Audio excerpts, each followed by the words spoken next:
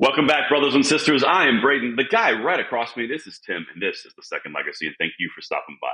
As you can tell, guys, I'm in a little bit different location, so please forgive me. We're traveling, but that does not stop this Freedom Train because The Second Legacy has some stuff to show you guys this morning you are going to love. Now, a little bit of a little surprise here. We've got some NRA dying. We've got some other groups coming up. We've got unbelievable admissions from the gun controlling groups, the Gun Violence Archive.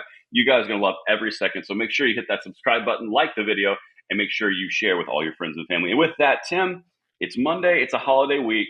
I've got to ask you how you're doing, and then we'll get into this. Well, it's not just a holiday week. We got deer hunting season going on in Indiana right now. And then we got a massive feast coming up towards the end of the week. I mean, it just doesn't get any better than that. That's true. That's true. And of course, I've got to do the check. Mr. Producer, how we feeling good? The soundboard active? We ready? Good day, sir. Oh, it's going to be a good day. That's a great one to open with. Well, let's dive right into this, Tim, because there's some amazing things that are happening. And let's just get right into it because I love this topic. You and I talk about it all the time. Or Dr. Button-Pusher, sorry. Could you throw up number one for me? Now, Tim, this is something that we've hit prior. Did you know that Giffords.org has told us through articles in the media that the NRA is slowly dying? I'm sure you're familiar. It's dead. Yes. And Davey Hogg is out there talking about it, taking credit for it. Moms Demand Action was out taking credit for it on X. So yeah. Done. Dead in the water. And you know what? That by extension, of course, Tim, that means that gun rights are dead and no one cares. And everyone has finally seen the light on their perspective of guns in America, right? I mean, that's what one would deduce. Actually, they're painting it that way on social media. They're saying people are leaving the NRA because they're waking up to the fact that they're these evil brokers of death, and that's just not true, not even remotely true. Yeah, I mean, they wouldn't move somewhere else where they actually felt their beliefs were actually represented, would they? Because, I mean, after all, the NRA is gun rights. So therefore, ipso facto, if the NRA is doing bad, then gun rights are doing bad, right? Because that's not true. It couldn't be that the NRA was making deals with the devil, that the NRA turned their backs on bump stocks and said that they should be regulated and machine guns should be regulated out of existence when they were talking about bump stocks. That had nothing to do with it. It had nothing to do with Wayne's corruption and Oliver North exposing that corruption for the short term that he was president, then stepped down after saying this is a mess, and then would have nothing to do with the NRA having to flee New York to Texas because of all their misdealings. Wayne's misdealings. Yeah, it would have nothing to do with that. Nothing. No. Or the fact that the entirety of the 2A movement on social media started calling the NRA out on this, and that's when their numbers started dwindling. It's kind of strange, huh? It's odd. It's so odd. Well, it turns out, Tim, that we might have moles amongst our midst because the media may have paid attention to some things that the people on the social media area for the 2A were saying, like, guys, the NRA is not gun rights, and just because people are leaving one organization, that money's going to go somewhere else. Well, wouldn't you know it, Tim? If we throw up number two, this is from The Guardian. Now, The Guardian is no friend of gun rights, dear Tim, not at all. So it turns out, as the NRA fades, a more zealous U.S. pro-gun group rises as a lobbying power. Gun Owners of America, formed in the belief that the NRA was too liberal, spent $3.3 million lobbying against gun control and boasts 2 million members. Well, what? We should just stop telling them everything, Tim. We revealed the game plan. I know, right? Yeah. I mean, when the NRA did their final act of treachery, and I was one of many voices that stepped out and said, you know what, done with the NRA, and now we're going to go to war. And social media did go to war. The pro-2A, the pro-gun people went to war. They did. They 100% did. And then we all started moving to other organizations. I went to GOA. And just in full disclosure, I am the state director in Indiana for GOA. And everything I say in this video is me as an individual, has nothing to do with my association with GOA. Oh, so, good disclaimer. Yeah, good right. One. So people went to other groups.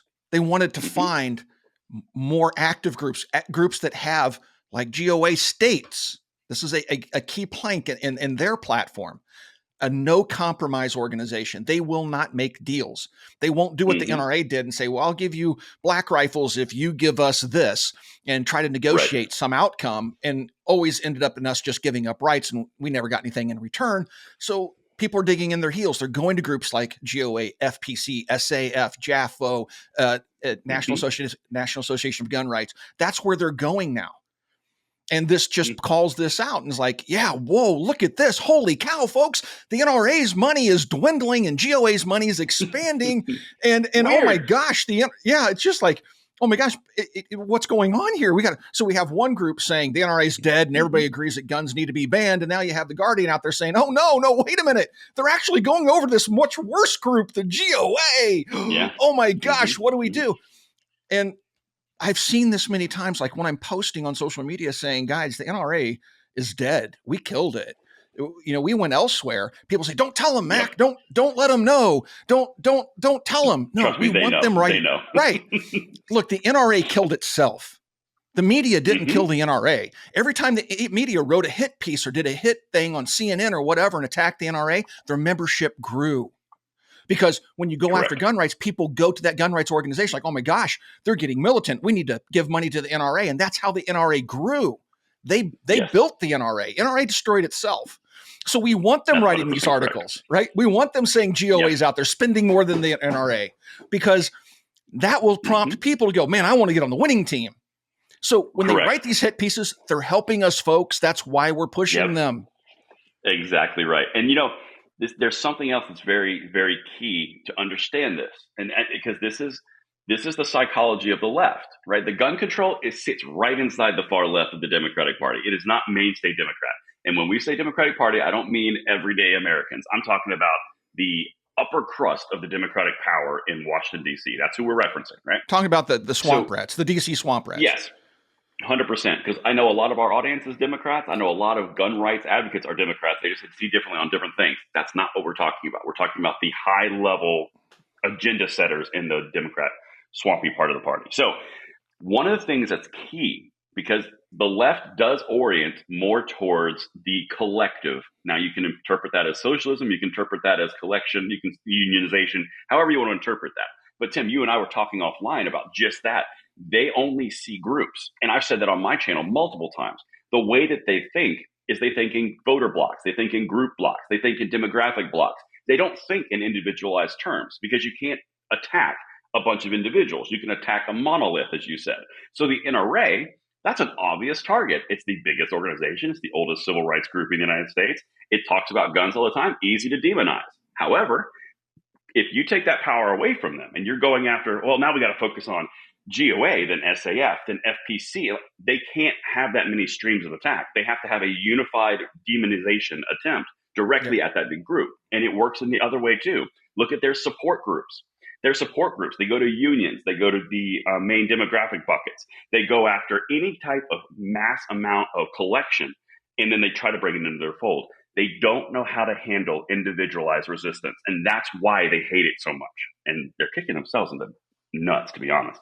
They are, but we're going to keep letting them do it. We're going to keep goading them to do it, because they don't realize they're helping us. Matter of fact, I tweeted out thanking the Guardian for the article, saying, this is amazing. I quoted part of the article where it mentioned that the GOA had spent more than the NRA this last fiscal year in lobbying. Right. And I sincerely thank you, because you're helping our numbers grow. Please keep writing these articles. Yep. And that is me doing a wiener measuring contest with the Guardian, and they're going to go, well, you don't tell me what to do. I'm trying to get them to write more of these articles. I want them to do the hit pieces, because it makes our numbers grow. We are doing what they do to us. Right. we are playing their game. That's exactly right. Little Aikido here. We're redirecting the energy towards the opponent. Goodness gracious. That's exactly what we're doing. Well, let's keep going. Let me show you some of the stuff here, and then this is this is just a thing. All right. So this is number 3. A zealous gun rights group, even more uncompromising than the once formidable NRA. Once formidable. Isn't that interesting? It's a shift right there. Is emerging as a force in U.S. politics with a mission to oppose efforts at gun control and ease further America's already lax regulations on firearms. Then they talk about $3.3 million in lobbying, over 2 million members. To your point, Tim, they are trying to shift the onus to where everyone's going, where the population is moving to.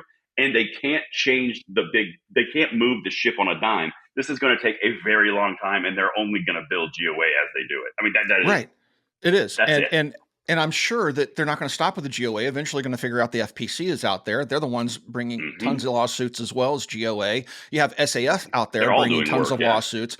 They're going to realize, oh my gosh, these people are look at how fast FPC is growing in social media and places like that, along with GOA and the others. They're going to realize, oh my gosh, this is now decentralized. We can't just demonize the NRA anymore and spend all of our effort and money making this narrative, because it's much easier to create a narrative against one group versus 5 groups. Exactly Now they're right. going to have to split their forces and go multiple different directions and try to demonize them all. And this is going to cause them, it's going to cause them an incredible amount of pain. And they're going to lose control of their narrative they value so desperately. And so this is why we want them to go down this path. This is why we want them to realize the NRA is dead. We want them to give credit to the organizations doing the work. And so this is actually a good thing. So essentially what's happening is we're just going to guerrilla warfare. That's really precisely what this is. That's really what's happening. And I think it's so key because, Tim, you're even seeing it in what the platform that we're on right now. We founded Second Legacy.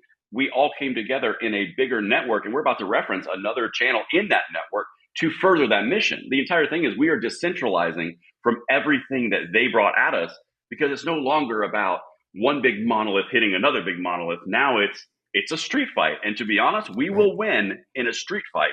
We will struggle in a monolith fight because we don't have as much of a say and we can't do the things that we're excellent at. I think that's a very important piece.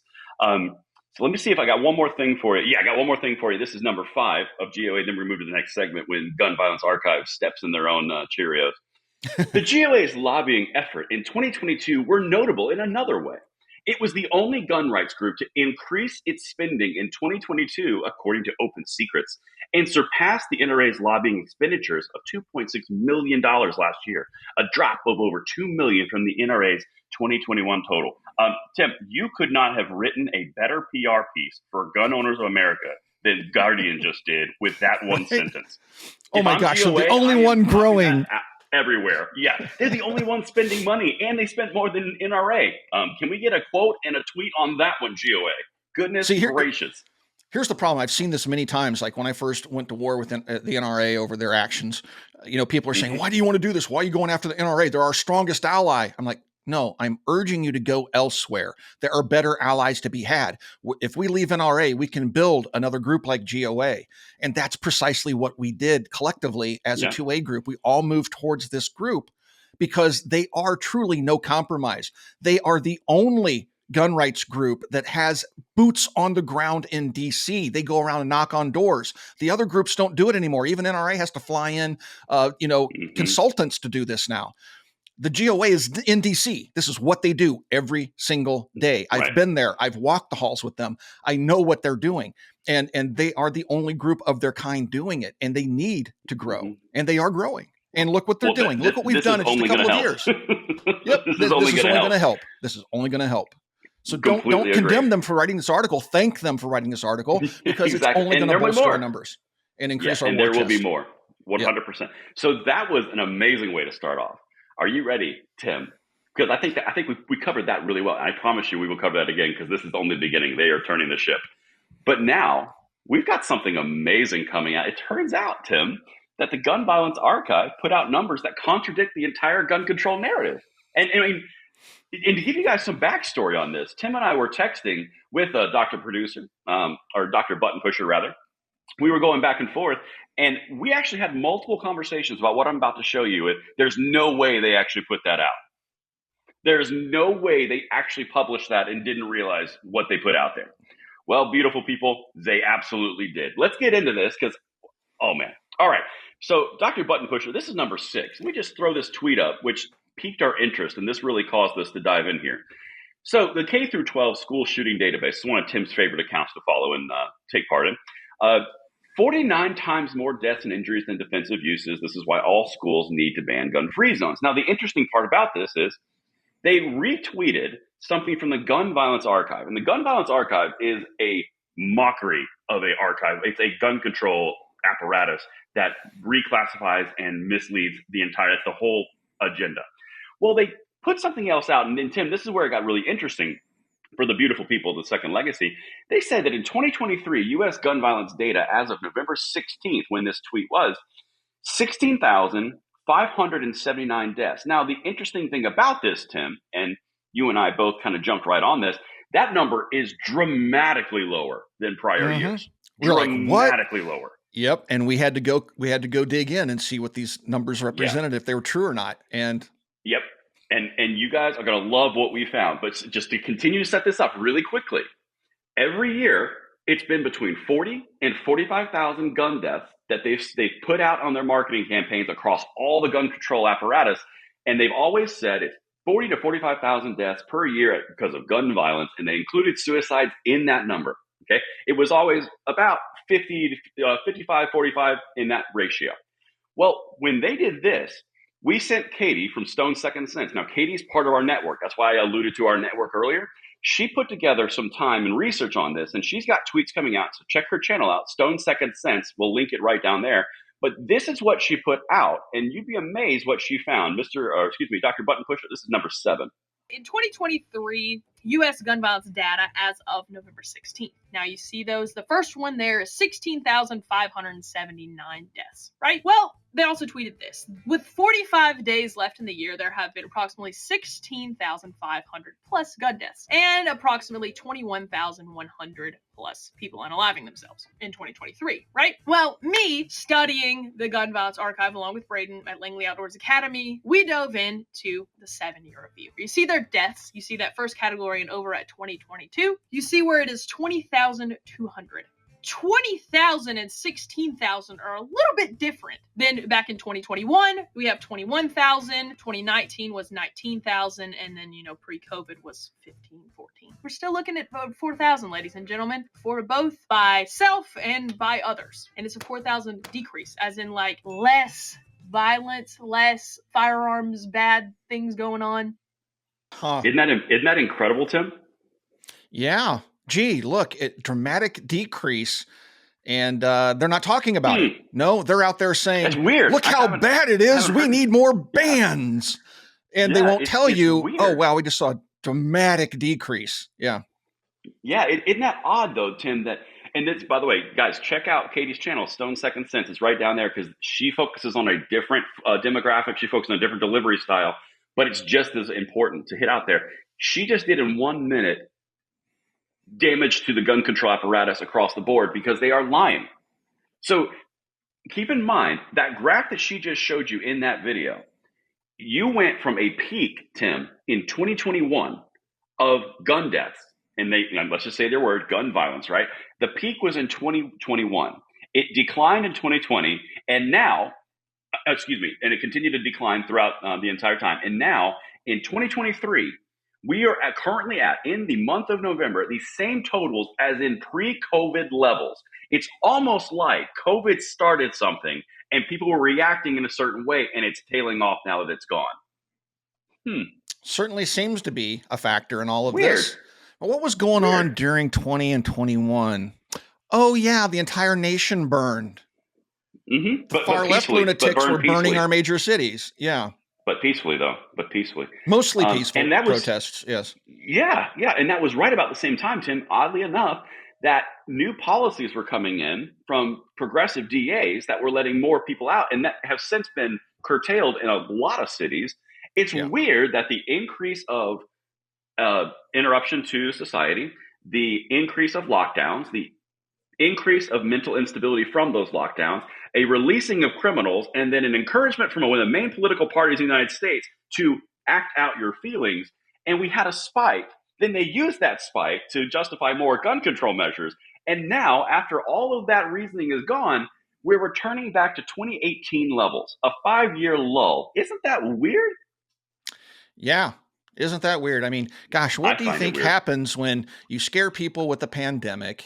You force their lockdown, make them stay in their homes. They're depressed. They're isolated. Maybe that causes people to go into a depression, right? Yeah. And then you couple that with the defund the police movement with the wild violence. Wow. Things got pretty sketchy back then. You would wonder why somebody, think about that. Right? So you compile all these things together, and you had violence and people harming themselves and others. Yeah, boy, that certainly seems like there could have been an outside force at Does play there. But does this speak in the fact that they're now not talking about the dramatic decrease in numbers. exactly. Well, it's almost like they need the death and destruction and violence Almost. to push their narrative. And when that death, destruction, and violence decreases, they're not going to talk about it. They're just going to continue with the narrative. And these are the same Mm-hmm. people that refuse to put security guards in schools. That would be like saying, well, we Yep. realize cars kill people. They love car analogies. We realize that cars kill people, but stop. We are not going to put seatbelts and airbags in them. No, we just want a ban on cars. And we're going to let the carnage continue until we get the ban on cars. Man, That's what these clowns do, folks. that's what I hadn't even thought about. Tim You know rant. what, Tim? No. That was not even a Tim rant. That was genuinely accurate. You know what else is kind of weird? And I just thought about this. I mean, call me crazy, Tim. You're crazy. But at that exact same time, see? Right on cue. That was beautiful. At the exact same time, we had an increase in gun ownership across the United States that has never been seen before. Mhm. And we had constitutional carry movements across the United States get us to the point, I think it's 28 states now. I'm sure that all of those things, all taken completely at a face value, that had nothing to do with anything. Nothing. Yeah. Millions upon millions of guns have been sold. I mean, a huge increase in the number of gun owners in the United States, the number of guns sold since the pandemic started. And yet the numbers are going down and they didn't get any of their Very bans. Crazy. Very, very, very odd. Gun ownership going way up and problems And coming gun way control down. not being implemented because they didn't get any gun control. Right. So maybe there is something to the old saying, more guns, less crime. John Lott. Wow. Man, I'll tell you what, that is a lot of coincidences. It certainly is. It is a lot. I mean, I'm not one to call myself smart, but I see a pattern. I do, Tim. A small one, a wee one. And I think I think we're going to keep following that because as the year wraps out, I'm pretty sure, I don't know why, Tim, but I have this odd feeling that we're not going to hear from the mainstream media a massive decrease in crime. That's so weird. I think we might hear like, we have 800 million mass shootings in the United States. That's what they're focusing on right now. Mass murder is going through the roof. Crime's coming down. Isn't that weird? But no. It's They're odd. not going to. Well, I think they need the carnage, dude, and they're going to let it happen to get their agenda. Yeah. I'm going to stick to that. Wow. You know what? Stick away. In fact, Dr. Button Pusher, does Gavin Newsom have anything to say about this? That's true, because it's true. I think that was a good way to land that plane. But now your segment, man. Let's move over into gun G3. Grabbers say. Goofy gun grabbers, right? We call it the G3. All right, so here we go. Dr. Button Pusher, number 8. My friends over at the K-12 school shooting database, they're just a wealth of stupidity. And so here we go. This is a tweet they recently sent out, and it says, the Constitution has been amended 27 times. It's not written in stone or God-given rights. It's ink on paper, folks, and that can and will be changed again. Half of parents say school shootings are their number one concern, 63% majority, he points out, of we the people, trying to cite the old Constitution there, want strict gun control laws. So he's all for rewriting the Constitution, but he loves the Constitution. Could you imagine if we just... Love it. Yeah, well, there's more to this. So if you keep going down, so he doubled down and he tweeted to his own tweet. That's why you see this one following the other. And it says 49 states use simple majority votes by the public to change the state constitutions. Why aren't the American people allowed to vote for constitutional changes? We don't need to live or have our lives threatened by outdated rules. The Constitution's outdated, folks. You hear him say this all the time. So could you imagine if we could just willy-nilly change our Constitution? Every time the wind blows, we just hold a vote and 51% gets to change the Constitution. In 20 years, we wouldn't have a Constitution. They made it difficult for a reason. People, the reason we can't just change our Constitution willy-nilly is because that would cause chaos and the Constitution would quickly be erased. So yes, it is difficult to change the Constitution anymore. Right. It wouldn't be a Constitution anymore. And one thing that I really find fascinating on this is the complete ignorance to the way the system works. You know what this reminds me of? This reminds me of that exact same argument that they make about the Electoral College being unfair because a base majority isn't going to dictate all the rules. Yeah, the whole point is the base majority isn't going to dictate all the rules. That's the entire point. Because if Right. you're looking at what he's saying, 49 states use simple rules to change the Constitution, that's because it's a state. If Right. you had a simple majority, you would have about 6 to 7 states in the United States dominating policy for the other 44. So the rest of the population would be ruled by major cities on the West Coast and the Northeast. Yep. Yeah, that sounds real great.